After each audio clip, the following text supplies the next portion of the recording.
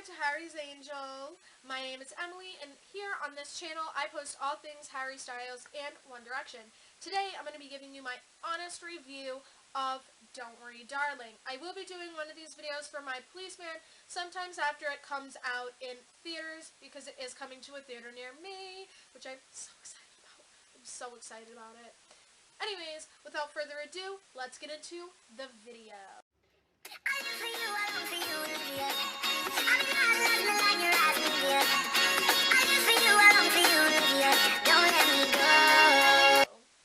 Okay, so I have my notebook over here. If you see me looking off and not making eye contact with the camera, I'm sorry. I don't have that good of speech skills. My bad. I will be going over the plot, reviews given by critics as well as audiences, my honest review, and if I overall recommend the movie.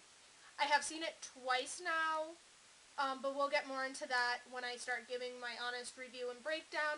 I am going to try to keep this video or review completely spoiler-free, but it probably won't be, because at certain parts when I start explaining some things, you need details or it just doesn't make sense. So if I do go into spoilers while I'm editing, I'll make sure to catch them and put a timestamp on the screen of when to skip to miss the spoiler. So let's start with the plot. So it is set in Victory, which is based on the perfect 1950s Palm Springs utopian. You have your main character, Jack and Alice, played by Harry Styles and Florence Pugh. They don't have any children, but a lot of the other, I think almost all of the other couples do. So Alice's story is a little bit different than the other women, but essentially get the kids ready for school, cook everybody breakfast, kids go to school, while they're at school, cook, clean, go shopping. A few of the women go to like a ballet class, while the men go off to work. None of the women drive. There is a trolley that will go and pick them up daily, and it'll bring them to said ballet class or to the mall or wherever they need to go. You start to get into your psychological thriller part when a woman named Margaret, who is a friend of the women in the town, and her husband's friends with the men in the town, you know that perfect, life that everybody has. All the men are friends, all the women are friends, everybody hangs out, the children love each other, that sort of a thing. Margaret begins to question the world she lives in after going out to headquarters, which is forbidden. She starts to speak out. The people in Victory begin to think she's crazy, she's going psycho, something's wrong with her. So, they describe it as episodes she has after going to headquarters, and everybody knows she went to headquarters, and it's like, oh my god, Margaret did such a bad thing. You know how it would be if we're not allowed to go to a certain place, I don't know where, but we're just not allowed to go to a certain place, and someone's like, you know what, I'm feeling fancy today, and I'm going to that certain place. You kind of be like, oh my god, you did something that you're really not supposed to do. I don't really want to be, seen with you, girl, because I don't want people to be thinking that, I'm doing the, weird things that you are doing, you know what I'm saying? So, that sort of happens with Margaret. Her friendships start to fall apart. People see her as mentally unwell, if you will. When this begins to happen, Alice starts to notice or witness a lot of these episodes, and Margaret just being upset, and clearly she's not happy like everybody else is, and she doesn't want to live in Victory anymore. Alice starts to notice all of this, and it begins to make her wheels turn.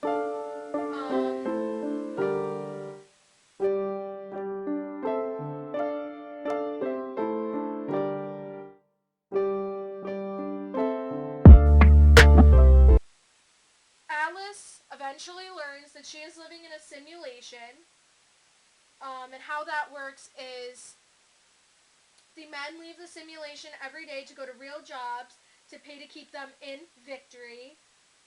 Um, and Alice becomes incredibly mad at Jack for taking her regular life away because he didn't think so, but she was really happy with the life that she had in her freedom. And he didn't think that she was happy, but she was. Um, so there's more to that, but I'm trying to keep it spoiler free. The movie ends with Alice going back, leaving Victory from what I understand, and being happy. So that's sort of the whole plot. I want to mention more and I want to talk about it more, but I can't because I'm trying to keep it spoiler free. I may do a second video to this and make it with spoilers just because I want to say more. So now I'm going to get into ratings and reviews of October 9th, 2022 at roughly 3:30 p.m. The movie had a 38% on the tomato meter and a 75% audience score on Rotten Tomatoes. It had a 6.3 out of 10 on IMDb and a 48 Metascore and a 4.1 user score on Metacritic. And a 3 stars on Google. Personal review. Overall, I think it was a great movie. I'd watch it over and over again. It is a bit confusing. There are quite a few plot holes, but the actors and set make it better. It is a movie you need to watch multiple times to fully understand. So like I mentioned, I saw it twice. If you think about it, you're like, wait, this didn't make sense, and this didn't make sense, and I didn't really like this, and you start to really break it down, and it just all falls apart. Like a dry cake. I just thought of that. Anyways, so I agree with that. I think seeing it a second time helps because you know what to focus on to make it make sense to you. If I talk about different things separately, one of the big things that was a topic of conversation for people who saw the movie was the acting involved, and a lot of people think that everybody sucked except Florence Pugh, and some people think that Chris Pine did a well job. Personally, I don't even think Chris Pine had that many words to say. I think I remember like 3 or 4 scenes where he actually I don't know, how do I want to word this? Where he actually was like a main point of view, if you will. He was talking, he was part of the story. He was definitely one of the main characters, but he didn't really talk that much. I feel like majority of the lines were from Pugh, and most of the conversations were between Florence's character Alice and Olivia Wilde's character Bunny, or Florence Pugh's character Alice and Harry Styles' character Jack. I feel like that was it. I think there were a lot of characters and not that many people spoke, if you will.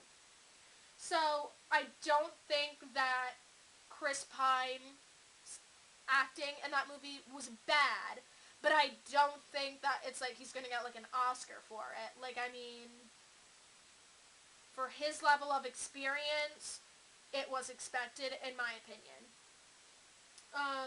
But I think everyone's acting was overall very well for everyone's experience levels. Florence carries the film, I would say, but it seems like it's supposed to be that way. It seems like Florence is supposed to be the main event. It seems like everything is supposed to be around her. She's supposed to have the most lines.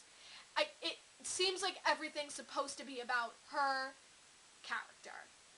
So I don't think that she carried everybody else per se. I just think that it was more her movie, if you will. If you want to talk about Harry Styles, Harry's acting isn't all that bad. He'll definitely get better with every movie he does, and he just needs to find, if he continues to act, Because after My Policeman, I don't know if he's working on anything else. But he he needs to just, get out into the acting world more, do a couple more roles, see what he's really good at, and kind of go with that, I think. But everybody, nobody's perfect. You live and you learn it, as Miss Queen Hannah Montana once said. You know what I'm saying? Um, he just needs to gain the same experience as his co-stars, because I think, like I said, I think that was just a big issue. It wasn't necessarily that he's bad, it's just compared to the people that were in the movie with him, he's inexperienced. And now we go into everybody's favorite part, which was or favorite thing to talk about, which was the scenes. So, personally, I don't have too much to say. Scenes weren't that much.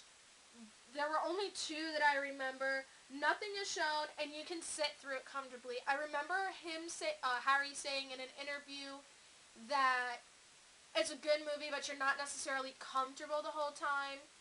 And I was really excited to be uncomfortable, not because of sex scenes, just in general, with it being a psychological thriller, but there wasn't necessarily a point or a period of time where I was incredibly uncomfortable. I would say I was pretty comfortable the entire movie. I could sit there and watch it. I didn't need to look away. I think the scenes are acted very well. Um, what else do I want to say about that? It's passionate, and everybody has found their pleasing, if you will. So that's all I'll say about that. And then I think this is my final point before I... Oh, no, it's not. Okay. So I'm going to talk about the feminism, because everybody's saying that this movie was marketed as a feminist movie, and saying that it's a feminist movie. I 100% disagree with that. Yeah. I definitely wouldn't call it a feminist film.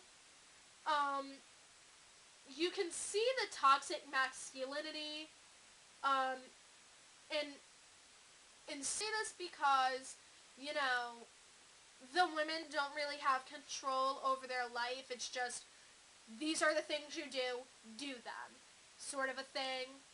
And a lot of that oppression and toxic masculinity we're breaking out of today. We've broken out of it in the last few decades, and we're still working to be equals. I will say that. I'm trying not to get too political or controversial.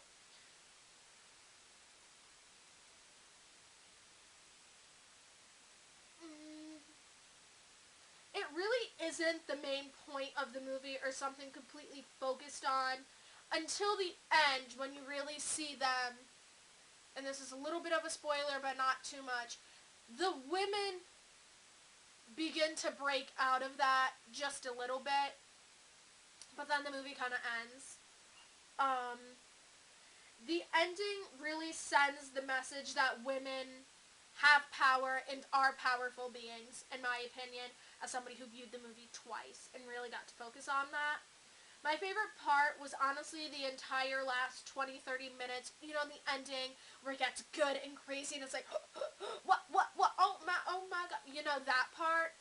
Um, there was a part of the movie, and it was one of the more feminist parts, where everybody in that entire theater went, girl, I gasped so loud, and it wasn't even a conscious, I keep kicking the tripod, my apologies. It wasn't even a conscious thing, my brain telling me gasp. It was pure shock. It was pure shock. The second time I went to watch it, I knew that part was coming, and I was just like, bad bitch vibes only up in this place. You know what I'm saying? Anyway, so that was my favorite part. And when you go and watch the movie, you will know what I'm talking about. I feel like most people hate the ending just because I'm not a fan of the exact way that it ended, but I do think that it's a very action-packed, thrilling last half hour, if you will.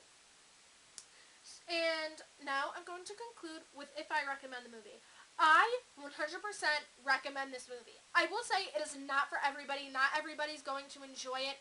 I don't think you have to be a Harry Styles, Florence Pugh, Olivia Wilde, Gemma Chan, Chris, I almost called him Chris Pratt, Chris Pine, all the other people in the movie, fan to watch it. I think anybody can enjoy it regardless of if you care about the people in the movie.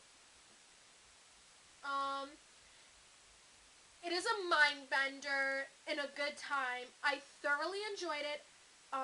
Like I said, I've gone and seen it twice, and I will watch it again and again and again and again. I was speaking with my cousin. There is a freaking fly. When it comes out on a streaming platform, because I'm assuming it will after it's done in theaters, because that's what happens today, it will be something I will at least watch. Okay. It'll definitely be something that I watch once a week. I have a... So yeah, that's what I have to say about the movie. I hope this was a good review, not too scatterbrained, and if you go and see the movie and you thoroughly enjoy it, you can put your own reviews, your own opinions, arguments to what I have to say, as long as you're kind, in the comment section down below. You can tag me on Twitter and like a tweet, and I'll see it. The Twitter's always in the description box, but my is @1Harry'sAngel, but it's, again, down in the description box. I do, on Twitter, it's just a lot of retweeting from other stan accounts. I will occasionally put my thoughts that are related, obviously, to Harry Styles and One Direction on there this morning. Yeah, so with that being said, subscribe if you like Harry Styles content and One Direction content, and I hope to catch you next time. Bye!